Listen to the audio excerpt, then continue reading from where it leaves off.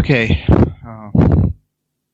I want to ask another aspect of it about the universal positioning. If I just want to, I want to just ask my question this way. If we just analogize this process of reaching the universal positioning, like actually a captain riding a ship or leading a ship, or an eagle who is actually flying. There are two aspects here. One of them is free will and choosing and deciding every step of what you're doing here. One of them is surrendering and succumbing yourself to the flow of the wind or of the ocean. And there is a fine line here. But about the universal positioning, when is that you are just being active, and when is that you are surrendering? That becomes a very delicate thing. Thank you. That's very good, young man. Thank you for bringing that up. Seriously, thank you. Because again, there's so many aspects to this. The old idea, and it is the old idea, is surrender. And that is an idea. And it's really what the surrender idea means for the most part is that you give up all these preconceived notions that you have about life. Okay, you just give them up. You just put them aside. You can still play with them at any time. It's like toys. The toys will always be there. You don't have to sit and whine about it. They'll always be there. And it's like the sun is always shining. It's sincere and real, etc. And the surrender idea is a good one. But many times people mistake this for a passive position, is what they do. To where, okay, they don't do anything. They just surrender, okay? But it's really just simply giving up all these notions, especially the arrogance of, I know more than life itself. And most people have this attitude, but they don't see it. And as you go along this, as you become the real risk taker, you first have to meet yourself. You first have to see your own obstructions, okay? And it's not about being active or inactive, or it's not about any of these things, because it's your real awareness. You can be walking around, working, etc., because it's recognition. And once you learn, you might say, the ability of this, the trick of this, it's really kind of funny how it works. It's very simple. You learn to recognize it through whatever you're doing. It becomes automatic for you, because it's not a matter of what you do or don't do. It's not a matter of that. But the basic idea would be that you do get involved with creating a benefit for yourself and others, you might say. And, that's what we do as wonderful worldwide educators. We provide this information and real knowledge. And at the same time, we're focused on the all-natural environment that supports us, because that makes sense. Life makes sense. You make sense of things now, is what you do. You don't become senseless. You don't stay senseless. If you do, then you reach a point where this is not going to work for you anymore, simply because that's where you're taking it for granted. That becomes the difference. So, exactly what you're saying, yes. Surrender is the old idea, and that's workable to a certain point, but beyond that it doesn't work. It works for a while. It's like when we were young and we lived with our parents. That worked for a while. Okay, you surrender, you might say, to the will of your parents because they're taking care of you. But after a while, that's not going to work anymore. When you're 30 and 40 years old, you can say, well, gee, I surrendered to you, Mom and Dad, take care of me. Well, they're just going to laugh and go, get out. You see? Because it's like, no, you go support yourself now. We supported you. And then when we're older, you're going to support us. So the thing is, everything goes back and forth here, doesn't it? So yes, these are the old ideas. I came up with them too. And the old idea is I surrender my will to thee, or thy will be done, or whatever. And that all sounds really good. But it becomes a passive system also. Again, it's like a child that's living with their parents until they're 50 years old. Then it becomes passive. It's overdone. It works for a while. These are the beginning steps, not the end result. And they only work in creation. Because when you look at the sun shining as an example, do you see any surrender there? Do you see any belief? Do you see happiness? Do you see sadness? Do you see thrills? Do you see good, bad, right, wrong, left, right, up, down? Do you see any of these things? Do you see anything at all besides the sun shining? This is the isness life is. This is what I'm presenting. And so it is very real. It is always now. It is always sincere. It is always pure.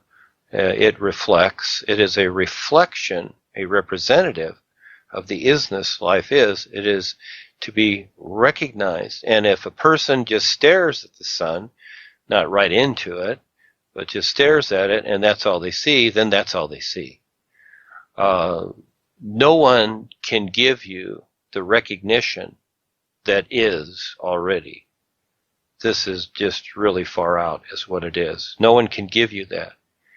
And you decide how that becomes a part of you. You integrate that into your awareness to recognize that. That's what you do, and it is more than any literal sense. The literal sense is very limiting. We have the know-it-alls that are ruining the world. It is the know-it-alls. It's not the little children. It's not the animals and the birds and the fish. They're not destroying the planet. It's the know-it-alls. It's the literalized educational people that are destroying the earth and the environment. This is what they do. People become self-destructive because they just think they know more than life itself. And they laugh about it. And they talk about it. And they joke about it. And they're the effect of it. And they'll be living it for a lot more lifetimes because it's their choice. And then when things get really bad, they'll get down on their knees and they'll pray to their fake gods. And the gods will hear them. But the gods will just laugh too, because again, this is the whole idea, is to keep you subordinate in human farming. So, the surrender idea, it's cute. You know, it's like poetry. It's like those cute little soft words. It's like political speeches. You know, it's a part of it. It's something that you learn, but it's not the whole picture. It's not the whole of life. That becomes the difference. Just like creation is not the whole of life. Just like what we are seeing here. When we refer to the idea of life, people think, oh, okay, well, this is life. Okay, we have freeways, buildings, roads, houses. We have people, we have children, we have shopping malls. No, this is not life. This is creation. There's a difference. Real life is alive. And even the air we breathe is not alive. It's not real life. It's just the air we breathe. It's made up of what we call molecules or atoms or whatever you want to call it, energy, etc. It's not it. And even when people sit down and meditate and they see the light within themselves, that's not even the real light. Sorry, it's not. It's off the astral realm. It's a reflective light. Like it comes from a mirror, like the sunlight goes into a mirror and reflects upon you. That's what you're getting. You're not getting the real light because you can't take it, and the light is knowledge.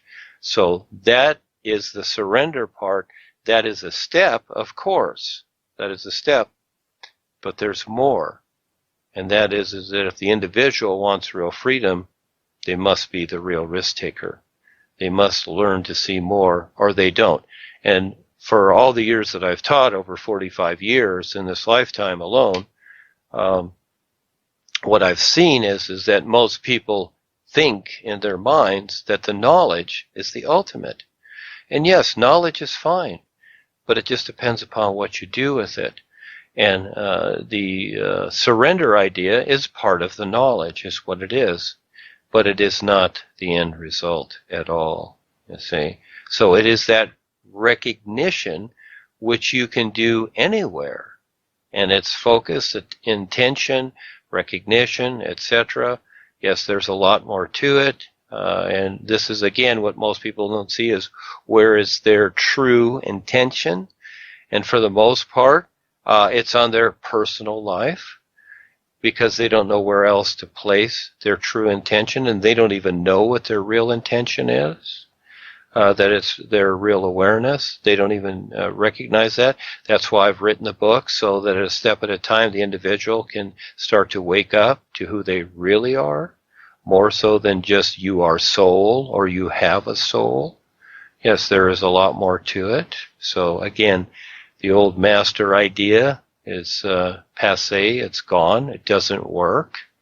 We are all free beings of light, of real light, and now you have the opportunity to recognize real freedom with real guidance. It's a step up, and this is where the real guides are. They do baby some people, but at the same time, the boat has left the dock. People are going to have to swim fast to catch up. Life is on its own journey. It really is.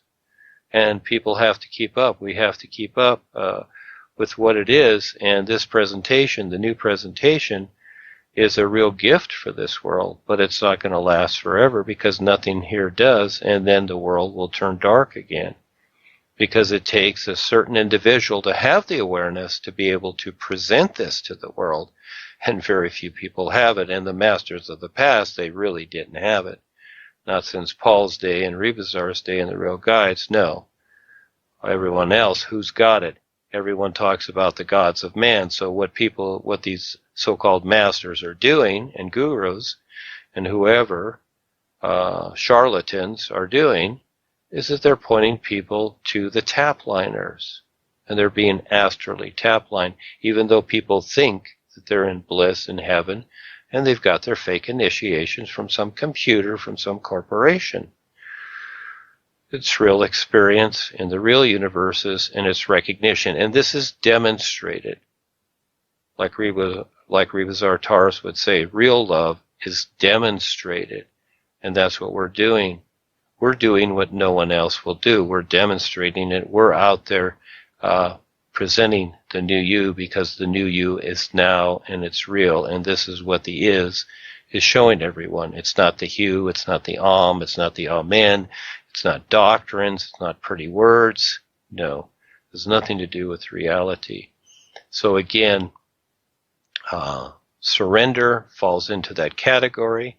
You do that for about 2 seconds with the new you session, then you get on with the recognition and have fun, because that's the better adventure. Yes. And was there another part to that question, young man? Oh, I just got it. That was thorough, complete. Thank you. And so where are we? Trying to get Frida back in. She keeps dropping. So, it's kind of like, it's probably like when I'm talking about these things, it's kind of like those TV evangelists where they move their hand and everybody falls over. So I'm kind of imagining it that there's thousands of people out there falling over. Yes, they just can't take it. It's like, no, this is way too much. Yes, that's it. And then there are those that decide to get on their helmets and get in their tanks and start putting the shells in the barrel. Okay. Yes. Yeah. They want to blow you out of the water. How dare you talk about my God like that? Yes. My worshipped God. Yes. And yes, we're respectful of these people. We're very respectful. It's just that we're actually trying to save their lives by presenting something totally wonderful and clean and real. That's all. Yeah, but this is where people, what we see, the reactions are, they're simply dealing with their own emotional attachments. Nothing to do with what we're saying. It's their own emotional attachments. They're really saying, you're not going to take my emotional attachments from me. Yes, it's like when kids are young and you take their blankie or their pacifier at a certain age. Okay, you're 15 now. You don't need to have your blankie anymore. Okay, yeah. So again, it's all rather humorous. We all need a lot of help. I do too. I see where the value of references comes in, and the reference points, how valuable they are, so that folks can see that there's a bigger picture and make better choices. Otherwise, they're stuck with their agreements. Well, they have nowhere to go. And I understand, we all need reference points. I continually need that too. With anything that comes up, I need reference points. I like to see as many possibilities or sides to something as I can, so that I can make a better choice, or I feel better, I'll just use that phrase, with the choice that I'm going to make, so that I feel okay with it, you see? So that I can move on with it and expand upon it. Yeah. Yeah, you don't want to be digging yourself a hole all the time. Well, for me, it was simply asking myself over, as I was growing up, I would ask myself the question, is this all there is? And sometimes I would say, yes, this is it. This is all there is. And I'd go along with that idea. But eventually I'd start asking myself that question again. And this is not all there is. There's a lot more. And it's endless. So, but that's just me. I don't expect everybody out there to see life the way I see it. So. No, because there's always more. Yes, and even with all we've been through and done, I mean, I look at what I've been through and so-called accomplished, but many times I feel like I haven't done anything. Realistically, you haven't, because it'll all be gone. And it just, the isness is really what it is. It's all leads up to that recognition of what that is. And until you recognize it, well, then you don't. And so this is what exists, you see? This is all that exists. And so you'll continually search through whatever this is, whatever creation is in the moment. It's just that simple.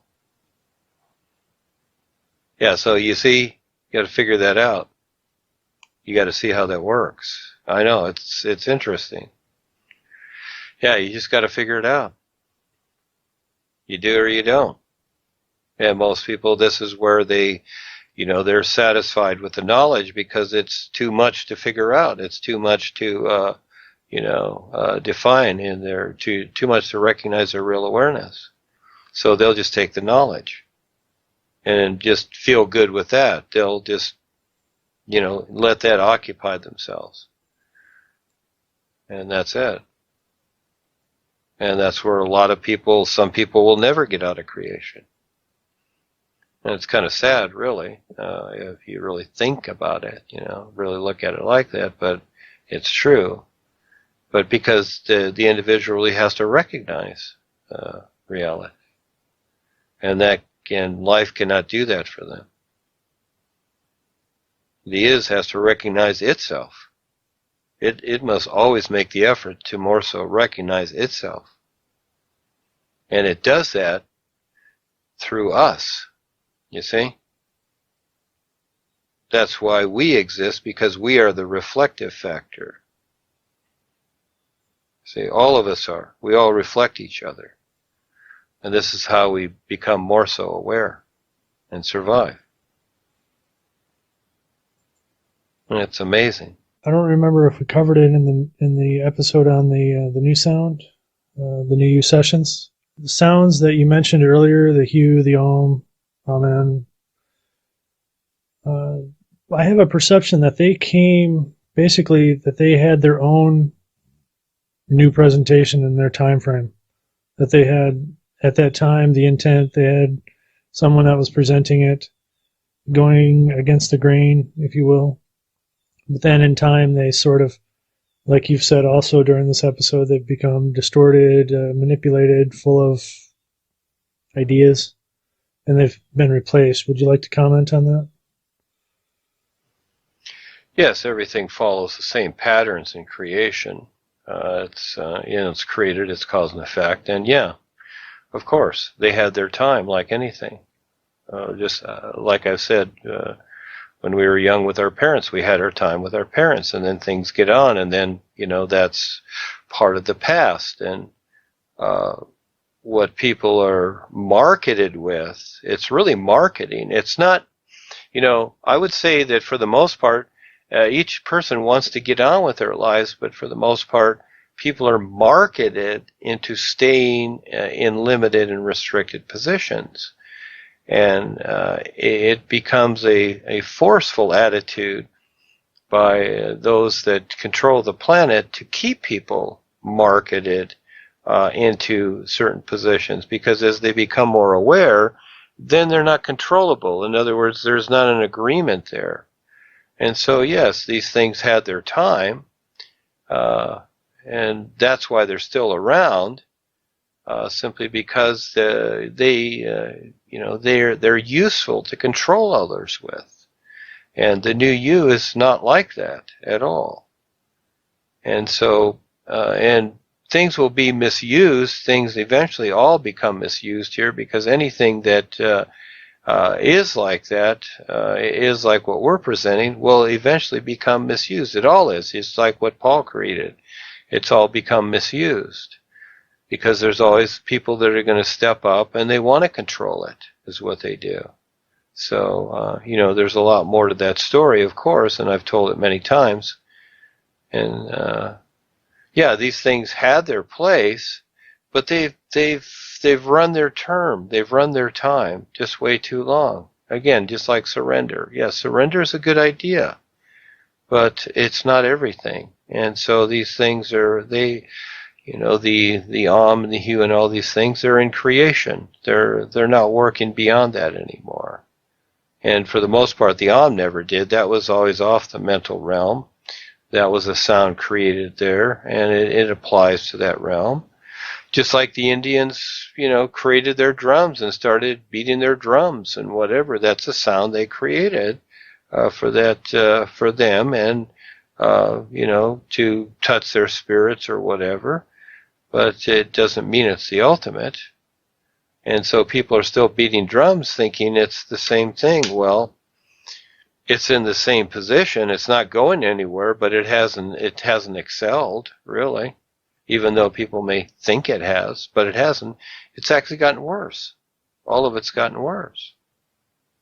So, it's more than just thinking. So this is where life itself comes through, and the real guides bring this through for those that pay attention, and very few people, if any, do. And so, when I was asked to do this, there was no one else that would step up and do it. I said, I'll do it. And so, this is where we're at today. Yeah, but it's not easy, because again, people are emotionally attached to ideas. That's all they have, is emotional attachment. And they can think whatever they want about their emotional attachments, but it's just emotional attachment. That's it. And when you look at the sun shining, what do emotional attachments mean? They don't mean anything. So most people are in love with their astral body. That's what it is. So, you can drag the past for only so long. How many lifetimes will you drag it? And it's still the past. It's still dead carcasses, is really what it is. But we call it tradition, and we've exalted it into something and marketed it into something that it's not.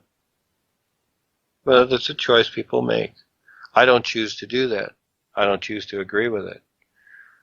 And it doesn't mean I negate it. No, because it will exist. It will always exist. But it's not my choice. My choice is being always new now. Yes. That's a lot more fun. And unrestricted. And not agreeing to restrictions. Because these systems that have been created, all they are is restrictions. They're agreed upon restrictions, and people have been taught that they feel that they need restrictions. Well, when you're like the sun shining, why would you need restrictions? The sun doesn't need restrictions. I'm fine with that. We're all free beings of light. You don't need restrictions. Just be wonderful, and you're fine. Yes.